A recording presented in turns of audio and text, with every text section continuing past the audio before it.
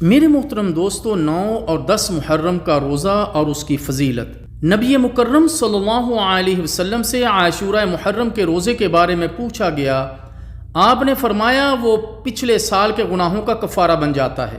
عبداللہ بن عباس رضی اللہ تعالیٰ عنہ کہتے ہیں، جس وقت رسول اللہ صلی اللہ علیہ وسلم نے عاشورہ محرم کا دن کا روزہ رکھا اور ہمیں بھی اس کے روزہ رکھنے کا حکم فرمایا تو لوگوں نے عرض کیا، اے اللہ کے رسول، یہ ایسا دن ہے کہ یہود و نصارہ اس دن کی تعظیم کرتے ہیں۔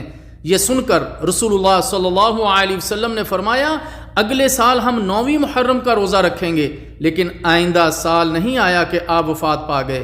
عبداللہ ابن عباس رضی اللہ تعالی عنہ ہی فرماتے ہیں، یہودیوں کی مخالفت کرو اور 9 اور 10 محرم کا روزہ رکھو۔ میرے محترم دوستو، ہر ملک والا اپنے چاند کے حساب سے 9 اور 10 محرم کا روزہ رکھے۔ صحیح مسلم۔